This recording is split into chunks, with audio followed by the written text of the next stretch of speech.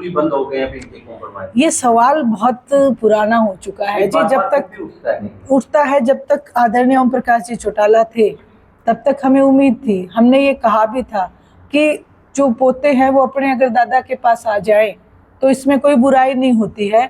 अगर गलती है या नहीं है तो अगर अपने दादा से अपनी गलती ना होते हुए भी गलती माने तो कोई बुराई नहीं होती। लेकिन उसके जवाब में उन्हीं के एक नेता ने ये कहा कि दादा हमारी पार्टी ज्वाइन कर ले।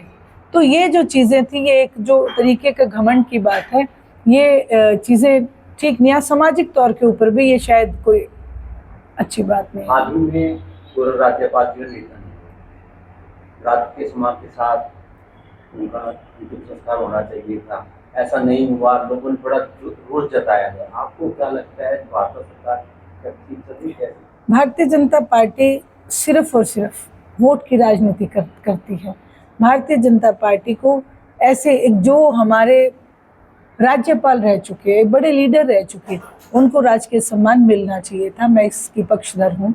और भारतीय जनता पार्टी लोगों के अंदर एक रोष पैदा करने के लिए, आपस में लड़वाने के लिए ये सारा खेल खेलती है। आपने देखा पहलगाम की जो घटना हुई उसमें किस तरीके से परोसा गया लोगों के सामने कि भाई जाति पूछ रहे थे, वो तो ये पूछ रहे थे, जबकि ऐसा कुछ नहीं हुआ।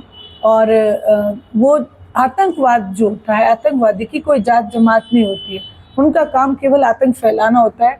मैं ये नहीं कहूँगी कि आतंकवादी नहीं थे, आतंकवादी थे, लेकिन उस बात को किस तरीके से लोगों के सामने परोसा गया ये दर्शाता है भारतीय जनता पार्टी की मानसिकता को। क्योंकि इनके पास कोई भी एक कहते हैं ना, एक विचारधारा, कोई विचारधारा नहीं है। सिर्फ एक ही विचारधारा है, जात पात धर्म बिरादरी पे लोगों को कैसे लड़वाएं, उनसे कैसे वोट बटोरे और फिर सत्ता सुख हासिल करें। एक चीज़ देखें आप, जिस दिन इनको चुनाव लड़ना था पूरा हरियाणा प्रदेश गरीब हो गया, सबके बीपीएल कार्ड बना दिए। और जैसे ही चुनाव संपन्न हुए सारा हरियाणा अमीर हो गया, बीपीएल कार्ड काट दिए गए। इस चीज़ से आप क्या समझते हैं? मैं तो कहूँगी अब हरियाणा प्रदेश की जनता को समझ जाना चाहिए। और मैं जहाँ तक गई हूँ लोग समझ चुके हैं। मैं पब्लिक सड़कों पे क्यों नहीं, आप कहते लोग समझ चुके। पहले क्या होता था, आप बेरोजगारी